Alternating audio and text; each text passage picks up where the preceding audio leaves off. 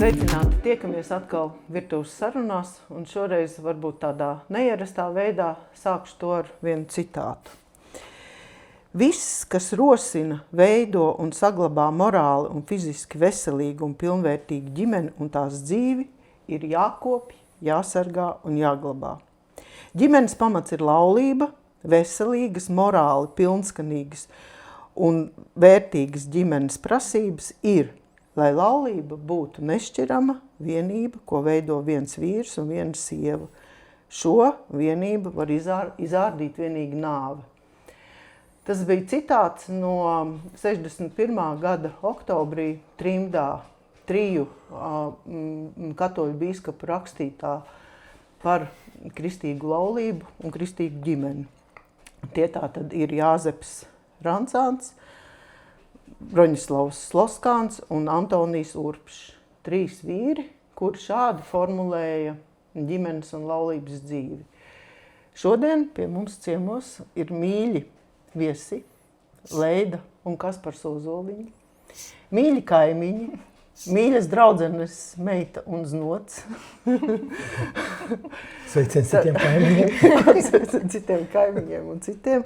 Un jūs laikam esat tie, kāpēc es sāku ar šo citātu, jo parasti jau mēs dzīvojam laikā, kad ir pašsaprotamas lietas par jaunu jādefinē. Kaut vai atceramies slaveno Satversmes tiesas spriedumu, kur 2 sievietēm kopā dzīvojošām tiek piešķirts tēva pabalsts, un arī Satversmes tiesa jau gāja plašāk un interpretēja jau ģimenes jēdzienu. Ja? Jūs piekrītat šai formulai? Mēs ne tikai piekrītam, mēs to izdzīvojam. Paldies Dievam! Vēl es aizmirsu par jums pateikt, jūs esat 9 bērnu vecāki. 9 bērni. 9 bērnu vecāki. 8 savi un 1 adaptējām.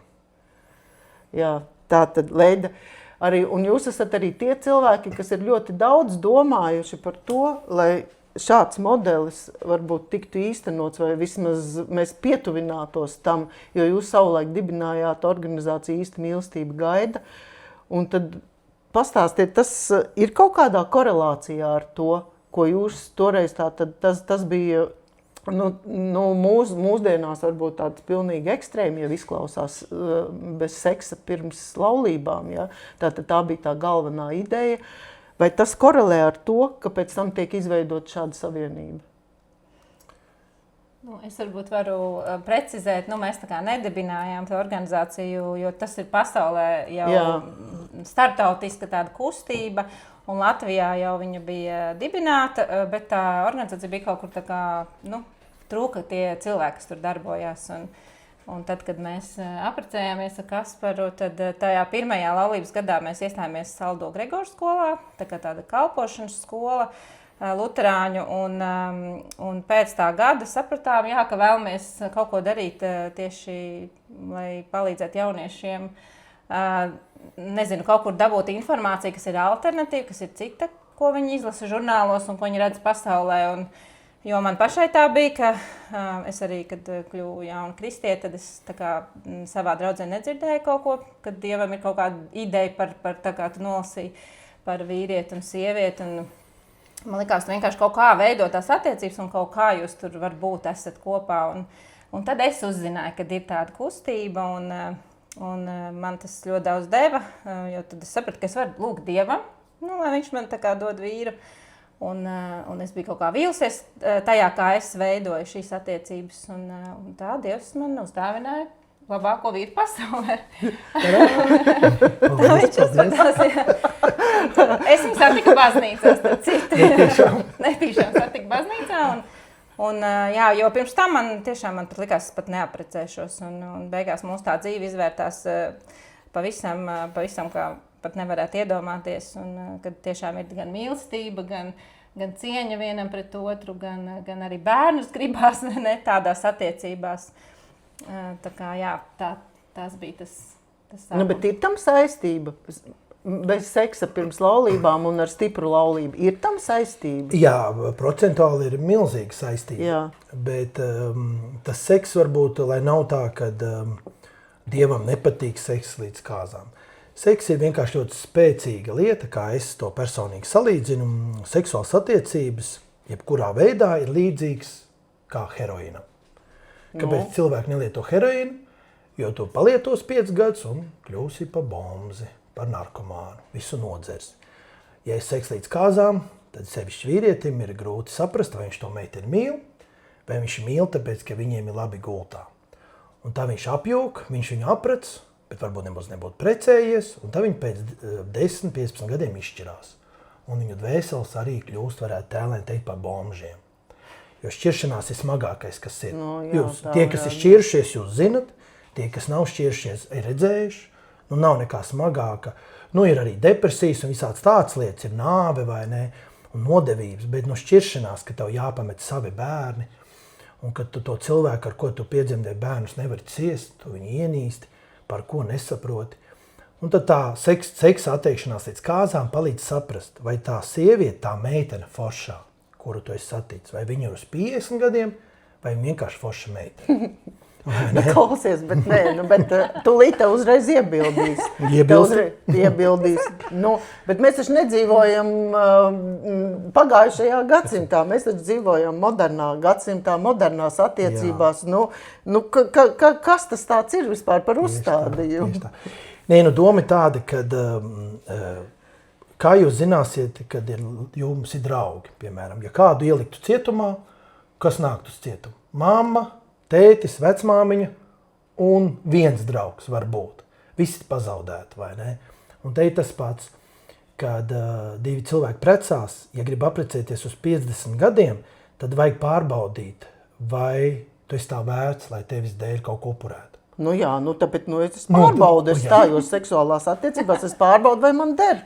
Jā, tur atkal, ka seksuālās attiecības, tur neko nevar iemācīties, bet tā doma tāda, ka seksuālās attiecības ir tik forši, ka to vajag upurēt. Tu to uzdāvini tai meitenē, es tev apprecēšu bez seksa līdz kāzām. Kas pa mīlestību? Ja nav gatavs, kā var pamēģināt, paprasīt kādam puisim. Vai tev patīk šī meitene? Jā. Vai tu viņu gribi precēt? Nē. Saprot, to domu tādu. Bet tā ir, jā? Meitenēm tā nav? Meitenēm tā nav, tā ir puišiem. Jā. Tāpēc seks līdz kāzām neiet domāt dāvana puišiem, jo puisis, cik ilgi, kā tu domā, cik normāls puisis 25 gadi, meitene 22 gadi, cik ilgi viņš draudzēsies ar meiteni, ja viņi teiks, ka seks līdz kāzām nebūs? 2 nedēļas. Malec. Cik saka mēnesis, tieši tā. Pēc 2 nedēļām tas puisis būs aizgājis. Cik ilgi puisis draudzēsies ar meiteni, ja ir seks?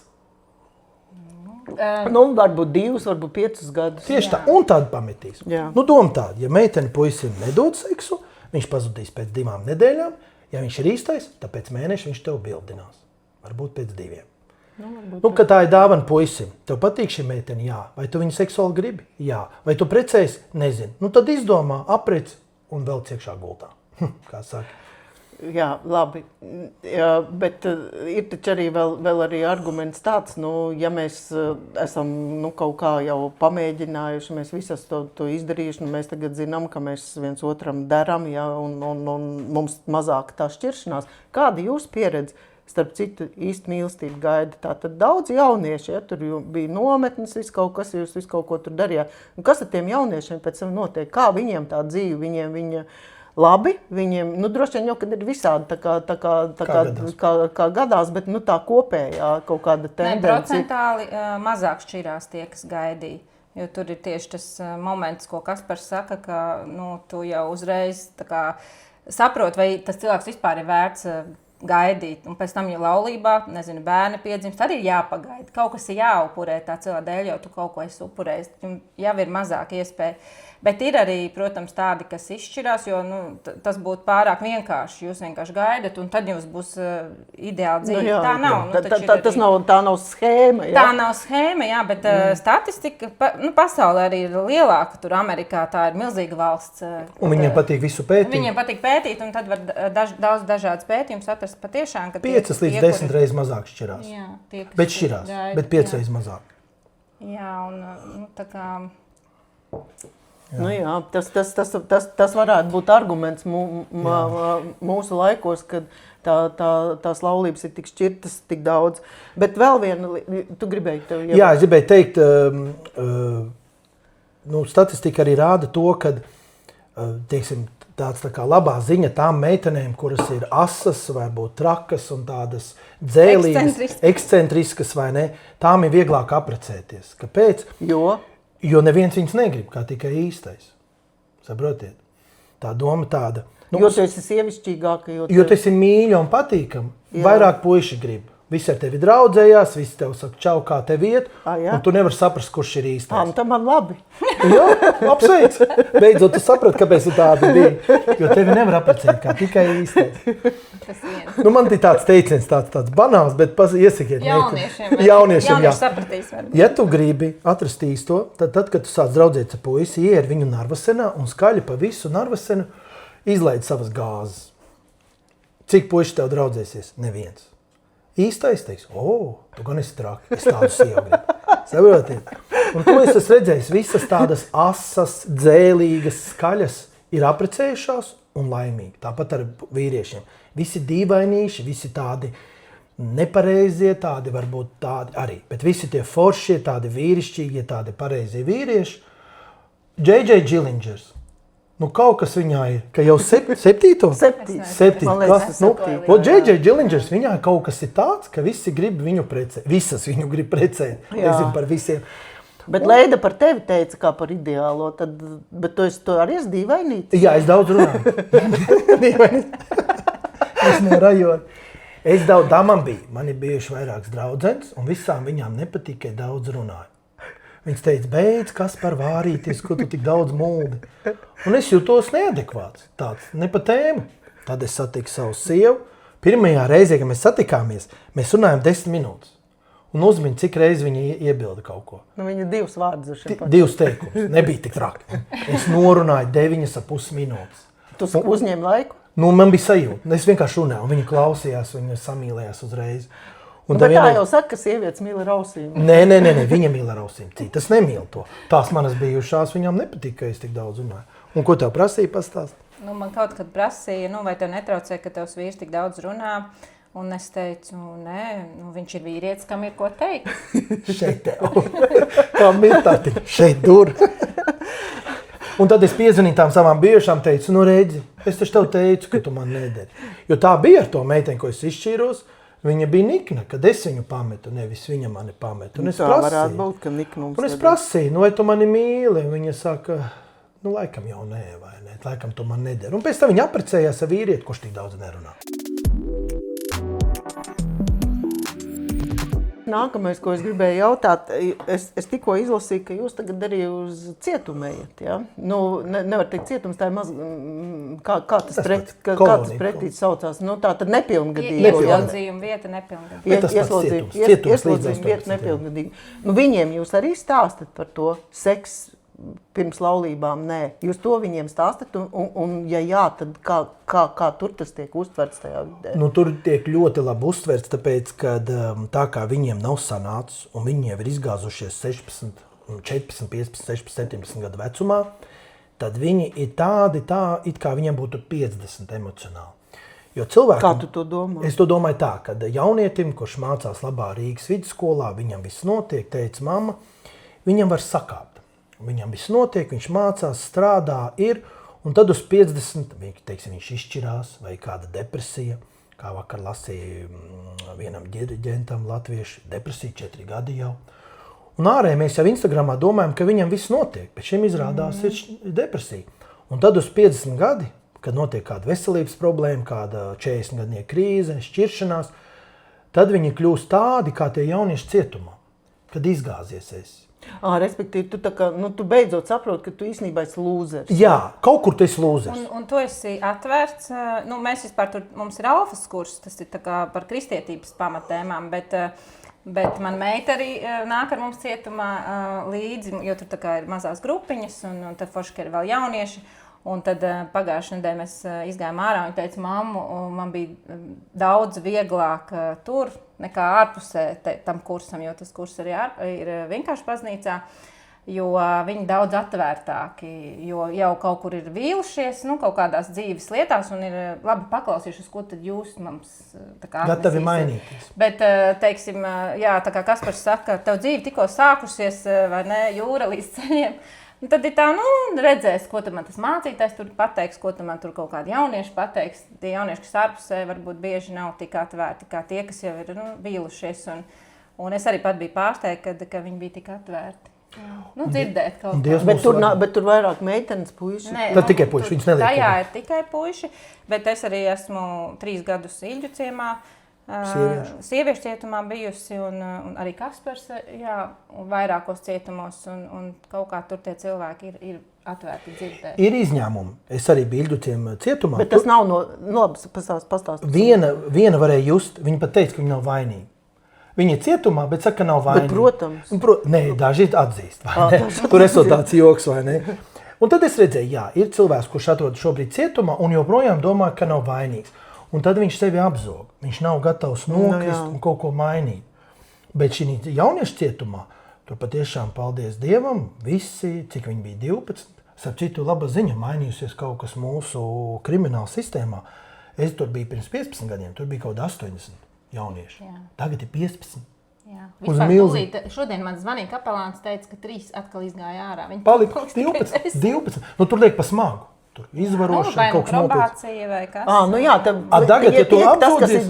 piemēram, ja tu nozodz kaimiņam burciņu ar ievārījumu, tad tev vairs neliek. Viņi neliek cietumā, liek probāciju. Un tagad tad drīz, man liekas, pats liekas cietu cēsu nepilngadīgo un pārvirzīs sieviešu cietumu uz cēsīm.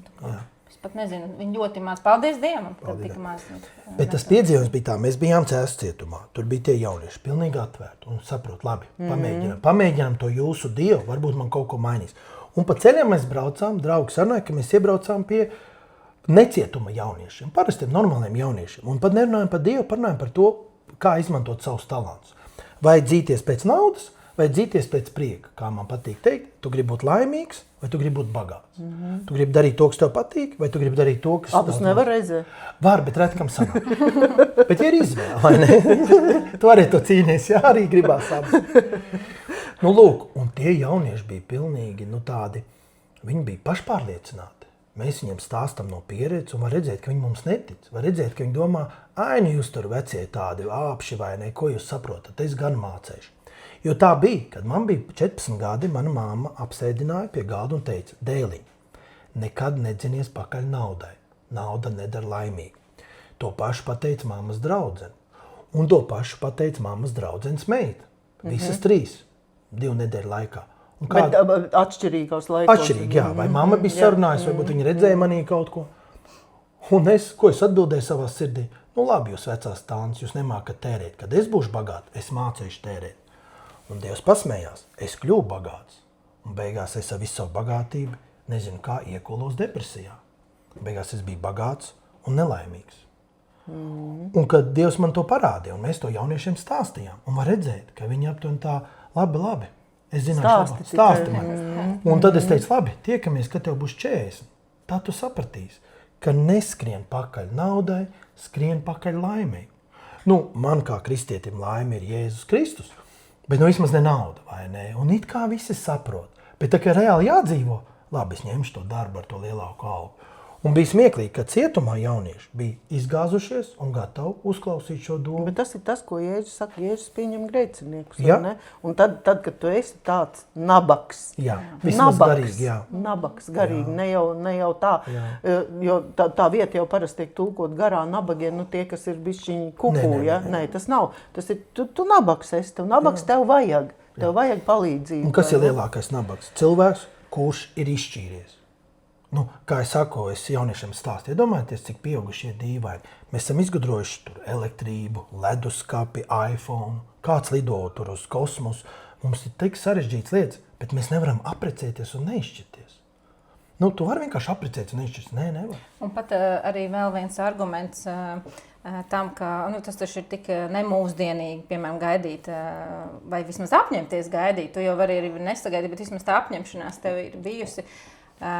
Un ja jau tā visas durvis ir vaļā, un mēs tagad varam visi viens ar otru mēģināt, tad jau vajadzētu būt ļoti labai statistikai, vai ne? Visi taču tā visu izmēģinājuši, visas durvis vaļā, mēs vairs nešķiramies, bet tā nav. Tas jau parāda, kad arī tā teorija, kas nāk no pasaules, kad jūs esat dīvaini un ir mūsdienas, viņa nestrādā, jo rezultāts ir graujošs, man liekas, Latvijā vispār tā. Ar visu to, ka tu drīksti visu pamēģināt. Tās ir tikai laulības, kas šķirās. Cik vienkārši sajiet kopā šķirās, jo katru reizi, ja cilvēki pavada 2 gadus kopā, tā jau ir de facto laulība. Tas, ka jums nav gredzeni, nemaina faktu. Jūsu dvēseles ir kopā saplūduši, jūs 2 gadus guļat vienā gultā, jums viena saimniecība, pēc 2 gadu jūs pašķiraties, tā ir pirmā laulība. Šādas 3-4 laulības, un tava dvēsele ir emocionāli nolietota, un tu vairs netici mīlestībai. Vai ne? Katrs zina kādu cilvēku, kurš ir ļoti, tā ir ķīmija, visi vīrieši ir idioti, visi sievietes ir maitas. Nu, šādi teikumi. Tas ir cilvēks paprastīt, tas ir cilvēks, kurš 3 reizes jau ir izšķīries. Nevajag jau juridiski, sirdī ir izšķīries. Un, protams, pēc 3. nelaimīgās mīlestības. Viņš jau ir ievainots. Jā, bet mīlestība nav. Tā bija, man bija 5 draudzenes pirms sievas, kad es viņu satiku, viņa saka, vai tu gribi piedzīvot mīlestību? Es sāku smieties, meiteni, kāda mīlestība, tā taču nav. Nu, tur ir ķīmija, ir biznesi. Kopīgs biznes ir seks, bet nav jau mīlestība. Kas ir mīlestība? Jo man jau 5 reizes mīlestība, šķiršanās, mīlestība, šķiršanās, mīlestība, šķiršanās. Pēc 5. reizes mīlestības nav. Protams, ka nav. Es tādu neesmu redzējis. Nu, tad, kad caur Dievu un savu sievu piedzīvoju, viņām viņas nebija īstās, viņas nebija Dieva dotas. Vai ne? Es jau ar jauniešiem saku, un visi jau jaunieši rautā. Paši varat padomāt, paprasīt saviem. Nu, neprasiet tieši tā maigi, kā saka, es dažiem saku, aiziet pie tēta, ielē viņa maliņu. Nu, es tev ieliešu tēti. Tēti maliņu, vai ne? Vai kas viņam tas nav valiņš. O, es jau jūtos, kā tagad līgo dziesmas, ja? Nu, paprastētim, tēti, klausies, tev seks ar māmu līdz kāzām bija? Bija. Ja māma pateikt, ka līdz kāzām nebūs, tu vispār ar viņu sāktu tusēt. Mana mamma, piemēram, palika stāvoklī. Un tāpēc apprecējās? Jā. Un teica, tāpat man negribēja. Un kā es saku, ziniet, man paveicās. Mans teica nositās, ka man bija 5. Zini, pēc paveicās? Nu? Jo es varu pateikt, ka viņš bija labs. Nu, izdomāt. Tev bija iedoma tēls. Es varu iedomāties. Iedomājies, ja tavs teica tev pamet. Kur tavs teica? Nu, viņš dēļ Ventspilī ar jaunu ģimeni. Man ir pusbrāļi. Tā ir tāda trauma. Ka beigās, ja tēvs nomirst, tā ir labāka ziņa nekā, ja tēvs izšķirās. Jo viņš kaut kur staigā, tevi pamets. Kaut kur ir cilvēks, kurš tevi ir radījis un tevi negrib satikt. Saprot? Tāpēc saka, man paveicās, man tēvs nomira. Viņš man nevarēja vairs radīt traumu. Iedomājies, ja viņš būtu. Un viņš man pateica, tu zini, es tev nekad negribēju, Kaspariņ. Vienkārši palika stāvoklī un es apprecējos, jo man bija spiediens. Kāda man būtu trauma. Un tāpat man bija trauma, ka tēvs mani pameta kaut gan caur nāvi. Bet tas princips, vai ne, kā es saku, kad, un to arī ar mamām var paprasīt. Mam, vai tēti tev būtu apprecējis, ja jums nebūtu seks līdz kāzām? Un bieži precās ar domu, ko es labāk atradīšu? Man jau laiks, man jau 30, vai ne? Jā, tie visi ir pilnīgi nepareizi. Labāk vienai pašai nodzīvot visu dzīvi ar kaķiem. Tiešām? Jā, bet izšķirsies. Nē, nu, var paprasīt, tā uztaisam pētījumu, paprasam tām, kurās nekad nav precējušās vienas pašas, un tās, kuras ir šķīrušās. Un vēl tās, kuras 2 reizes jau ir šķīrušās. Nē, parasti jau tie, kas šķirās, saka, viņi nevienu negrib. Jau apnieks. Un galvenais, un tie smagākie gadījumi, man liekas, ir tās, kad aiziet jau homoseksuālās attiecībās, kad negrib vairs otru, ka vaino jau visu dzimumu. Piemēram, sieviete saka, visi vīrieši ir kretīni, un es labāk dzīvoju ar sievieti, nekā ar vīrieši. Un taisnība jau viņa ir, to jau saku, protams. Priekš manas sievas visi vīrieši ir mazusciņi kretīni. Es vienīgais esmu labs, tāpēc viņi man apprecēja. Saprot? Tikai tavs vīrs ir labs vīrs. Es jau neesmu labs cilvēks. Nē, nu man daži vēl, nu man kolēģi, piemēram, arī, man liekas, tīri neko. Bet ne jau kā sieva, ne jau kā vīrs. Ne kā vīri, nu viņi forši cilvēki. Cilvēki. Un tur jau ir tā lieta, tā ir vajag atšķirt. Tev nevajag labu cilvēku, tev vajag īsto. Tev vajag tādu, ar ko kam tu gribi dzemdēt bērnus. Bija aizliegtais paņēmiens. Nu. Aizliegtais paņēmiens, noskatieties, ievadiet YouTube. Tur bija par cik dzemdēt bērnus pa dzimstību. Un pēdējie bija Roberts Otomers, mācītājs ar sievu. Atceros to raidījumu. Jā, un pirmie bija, piemēram, bija sievietes, ka man pirmajā vietā ir darbs un kaut kas. Un varēja redzēt, tur bija kādas 5 sievietes un bija baigā progresija. Tās sievietes, kuras nav atraduši vīrieti, kam piedzemdēt, tām ir svarīgs darbs, un viņām nav laika. Ceļojumi, jā. Bet tik līdz tās sievietes, kuras atrada vīrieti, kurš grib no viņas bērnus, tās pēkšņi grib dzemdēt. Nu, Kaut gan līdz tam viņa negrib. Jā. Mana sieva negrib bērnus. Viņai bērni ir ok. Viņi grib manus bērnus. Tā ir Tā ir, ja? Jā. Leidai Jā, jāprasa. nē, es jau līdz satiku Kaspars vispār domāju, es padzīvošu kaut kā visi dzīvo, tur Tas ir karjeru. Jā, varbūt būs kāds bērniņš, bet nē, tad, kad es satiku Viens, Kasparu, varbūt, tad nē, man tā bija ko vēl labāk. Un tagad, kad man jau 40, kad tu vairs nevari varbūt tā Dievs izdomās, vai dos vēl kādu bērniņu, jo vecums nāk, vai ne? Tad es esmu tikai priecīga, ka mēs pieņēmām to lēmumu būt atvērti bērniem. Es tā būtu nožēlojis. Manas kursabiedrenes arī, mēs juristes arī baigi mācījāmies, visas tur karjeras taisīs. Un vairāks bija tādas, kuras tā kā atlika bērniņu, un jau pienāk tie 40 nav. Un ļoti grūti bija tikt pie tā bērniņa, kādai tur 5 gadi pat paprasīja. Un Dievs apžēlojas un iedeva to vienu bērniņu uz tiem 40, bet tā mēs sēdējām tā kā šeit, kaut kādā baigā restorānā tur, un visas dalījās. Un viens saka, ai, cik žēl, 2 lietas, ko dzīvē vajag izdarīt. Laicīgi nokārtot autovadītāju tiesības un piedzemdēt bērnu, jo viņa tagad ar tiem saviem 40, tas pirmais bērniņš, viņa tā kā saprot, žēl, ka es tik tālu atliku, jo tik daudz lietas dzīvē varēja piedzīvot, arī jaunība vai neveselība un tā. Visi ārskatās tev dīvaini, jo tev jau 40. Nē, bet pašai taču arī baigi grūti 40 Nē, jau. pašai nav. Nē, ne jau pats piedzemdēšanas process, bet pēc tam iedomājies, piemēram, bērnam tev ir jau gandrīz 50, tu ej uz vecāku sapulci 1. klasē. Ja tev ir problēma emocionāli. Nē, ne jau tikai, bet arī, tu, piemēram, tu taču nebrauksi vairs slēpot, tu taču nebrauksi vairs ar ragavām. Jā, bet Eva pareizi saka. Es kā sieviete dalīšos. Es tev pamācīšu. Es uztvēru, ko Eva saka, un to arī tā mana kursabiedrene bija domājusi, ka viņai arī vairs nav tā enerģija, kā viņa varbūt jaunībā būtu strējusi ar to bērnu, tā tagad jau ir tā, ka, es nezinu, un arī to brālīt vai māsiņu, tā kā nezinu, vai vispār vēl, un viņš viens, un tad tu tur domā, bet karjera, protams, ir liela, karjera sasniegt. Un man liekas, tas ir tas triks, bet tu taču karjeru vari arī pēc tam taisīt. Tur jau tā lieta. Tur jau tā lieta. 20 gadus taisīt. Leida pēc 20 gadiem būs valsts prezidenta. Viņai nav ko darīt. Nē, es negribu būt valsts prezidenta, bet tā doma. Labi, ministra prezidenta, lai ir. Bet piedzemdēt tu gan vari. Labklājības ministra. Laist bērniņu pasauli tu vari ļoti īsā laika posmā savā dzīvē. Un, protams, tu nevari to kā kaut kādu laimes mērķis, vienkārši izmisīgi iešu kaut kur vīriet. Bet ja tu esi jau attiecībās un laulībā, tad atlikt, man liekas, tik muļķīgi, un to arī manā pieredzē gan mans draudzenes saka, ka tas bija muļķīgi, gan arī es savā pieredzē tik priecīgi, kad mēs bijām atvērti, un es neko neesmu zaudējis, ne karjeras iespējas, ja es gribētu, es varētu piezīmēt visiem saviem bijušiem kaut kādiem darbiem, es negribu vairs savā profesijā strādāt, man jau ir mainījies kaut kāds viedoklis, ko es gribu darīt, bet varētu tagad sākt, lūdzu, ej un dari savu karjeru. Un karjeru ātrāk var uzdzīt, tāpēc, ka tev ir 40, tu jau esi nopietnā. 20 gados neviens to neņem galvā. Jo tur jau arī tev arī, uz tevi skatās ar aizdomām pirmais darbs. Tu 40 tagad. Un kā man ir viens paziņa, tāls paziņa, viņš izmācījies par inženieri, tad sākās 90. un viņš izmācījies par juristu. 50 gadu vecumā. Viss. Nav super jurists, bet jurists kā jurists, vai ne? 50 gadu vecumā var mainīt. Tur jau tā lieta, kad, un tu arī cik dzemdēs bērnus. Ne jau kā mēs, 1, 2, piedzemdē. Cik tas ir 1, 2 gadi bērniņam, mājās pasēdēt otram vēl 2, 5 gadi bērniņi ir un ej taisa to karjeru līdz 80 gadi. Un arī darbi tagad nav tā. Nav tā, ka tev būs karjera, piemēram, govs slaukšanā. Viss tās mūsu karjeras, viņas jau ļoti vieglas, viņas visās ir smadzenes. Un vēl kas ir pēc bērniem, ir vieglāk sākt vadīt kolektīvu. Jo ar bērniem tu iemācies, ko nozīmē emocijas, ko nozīmē slikta diena. Vadīt, kā nomierināt. Jo, ka bērni viens otru, viņam ir čīkst. Bet tā taču ir menedžēšana ārkārtīgi. Tu ieiesi valdē un redzēsi, Pēterīts ir nikns, vai ne?